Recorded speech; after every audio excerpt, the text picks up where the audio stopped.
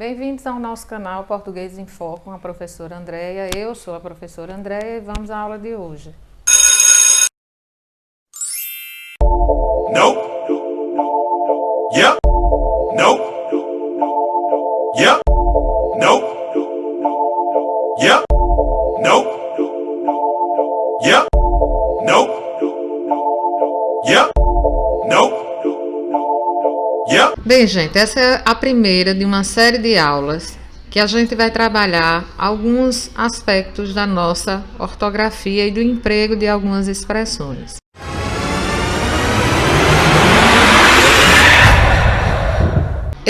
Essas aulas eu vou chamá-las de Se Liga na Língua, na nossa língua portuguesa. Que lindo, cara!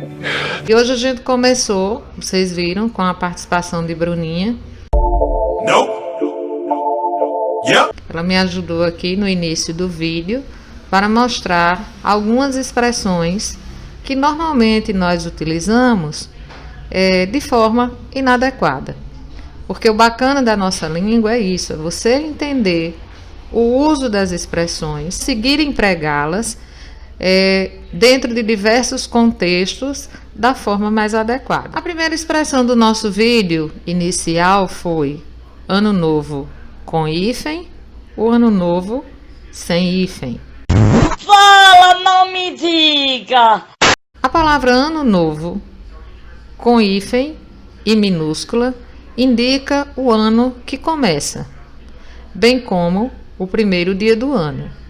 Então, quando você está se referindo ao ano que está começando, você vai escrever a palavra Ano Novo com hífen, só que tanto o primeiro elemento, que é a palavra ano, quanto o segundo elemento, que é a palavra novo, eles são grafados, eles são escritos com letra minúscula. Lembre-se de que você, quando escreve Ano Novo assim, dessa fórmula, com os elementos minúsculos e com hífen, você está se referindo ao ano que está começando, ou ao primeiro dia do ano que está começando. A expressão Ano Novo sem hífen, ela até existe, mas sem hífen e tudo minúsculo assim, indica um ano que é novo, ou seja, o contrário de um ano que é velho, tá? Então aí você tem um substantivo e um adjetivo. A palavra Ano Novo, dessa forma, com as iniciais maiúsculas e com hífen, ela se refere ao Réveillon, é o nome da festa. Por isso ela precisa ser escrita com letra maiúscula, uma vez que quando a gente está tratando do nome de uma festividade, segundo o novo acordo ortográfico, o nome dessas festas e de festividades deverão ser escritos com inicial maiúscula.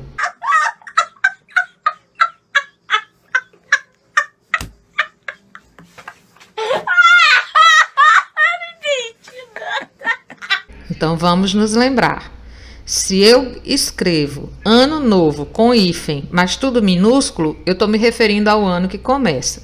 Se eu escrevo Ano Novo com os dois elementos, grafados com letra maiúscula e com hífen, eu estou me referindo ao nome da festa, ou seja, ao Réveillon. Se eu escrevo Ano Novo sem hífen, esse Ano Novo é o contrário da expressão Ano Velho. Nós precisamos entender em que contextos nós vamos empregar essas expressões. A cores ou em cores? Boa pergunta. Nós devemos privilegiar o uso da expressão em cores, embora existam alguns gramáticos que já admitam a possibilidade por conta do uso frequente desse a cores, mas a maioria dos gramáticos diz que nós devemos privilegiar em cores, sempre que quisermos afirmar que alguma coisa não é em preto e branco e sim colorida. Como esses exemplos aqui, este filme não é em preto e branco, é em cores. Foi feita uma tabela em cores para a apresentação de diversos dados sobre a empresa.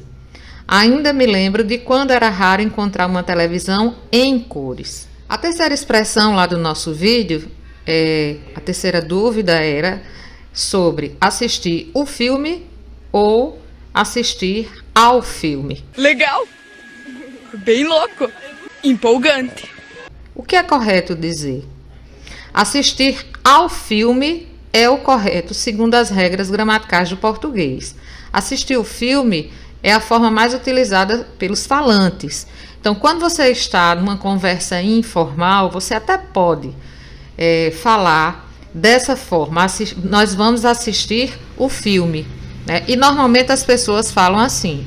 Mas quando você vai escrever, dependendo do contexto em que essa escrita vai ser utilizada, se você está escrevendo uma produção textual para entregar na escola, por exemplo, você deve privilegiar as regras gramaticais, até para que você não perca pontos, né, nessa redação, nessa escrita desse texto.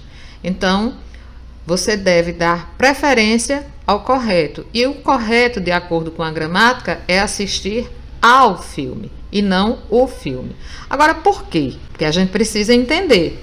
O verbo assistir é tradicionalmente transitivo indireto e com regência verbal da preposição a, quando esse verbo assistir assume o sentido de ver, de observar, de presenciar.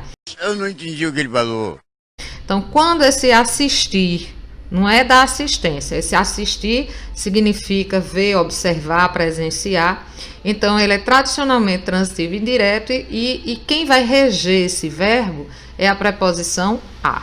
Por isso, assistiram ao filme, né? Esse a é a preposição que rege o verbo assistir, uma vez que ele está com o sentido de ver, de observar, de presenciar.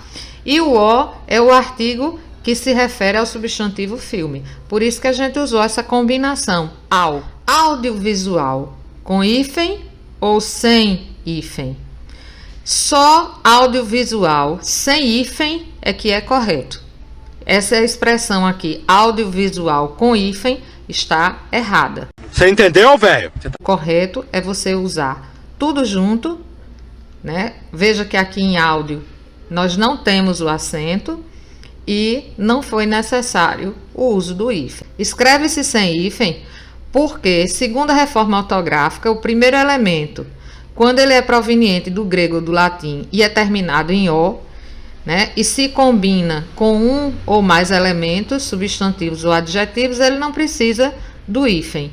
Então, aqui em audiovisual, a gente não vai utilizar o hífen. Por fim, para a gente encerrar essa primeira de Se Liga na Língua, que a gente vai ter várias daqui para frente para receber essas dicas, a gente tem aí um clássico. Por que é um clássico? Porque eu estou cansada de escutar muita gente fazendo confusão entre perca e perda. Será? Perda, com D, é um substantivo, gente, que corresponde ao verbo perder e tem sentido aproximado de pessoa que se priva de algo ou de alguém por algum motivo. Dano sofrido, prejuízo. Então, perda é prejuízo, tá? E é um substantivo. E aí nós temos alguns exemplos. Estamos abalados em virtude da perda do campeonato e não da perca. Esse ano nós tivemos, por conta do coronavírus, muitas perdas e não percas. Perca, gente, é uma forma verbal, é uma flexão verbal do verbo perder. Perda é um substantivo. Perca é uma forma verbal. Em razão da perda de sua cunhada, Thalita estava muito triste. A perda da disciplina nos incita à rebelião. Em todos esses casos aqui, vejam que nós temos a presença de um artigo, porque embutido nessa contração nós temos um artigo, e palavra que é precedida de artigo, vocês sabem que ela é um substantivo. Então, perda é o substantivo, com D. Perca é uma forma verbal, é uma flexão do verbo perder, a qual pode estar na primeira ou na terceira pessoa do singular do presente do subjuntivo, ou ainda na terceira pessoa do singular do imperativo. Então, nós temos aqui alguns exemplos. Você não quer que eu perca minha hora. Não é, gente? Aqui jamais poderia ser usado perda. Porque eu não vou dizer que eu perda. Perda com D é substantivo. Aqui nós temos um pronome. Quem é que vai acompanhar esse pronome? É o verbo. E qual é a flexão verbal aqui? É perca ou perda? É perca. Não quero que ele perca o sorriso dos lábios. Mais uma vez, eu tenho aqui um pronome ele que está acompanhando essa flexão verbal do verbo perder. Não perca sua mochila. Bem, essa foi mais uma aula. Espero que vocês tenham gostado. Se vocês gostaram, se inscrevam no canal, curtam, compartilhem, deixem comentários. E na descrição do vídeo eu vou deixar o endereço do meu blog, porque caso vocês tenham se interessado pelo assunto e queiram exercícios com gabaritos, basta acessá-lo. Até a próxima!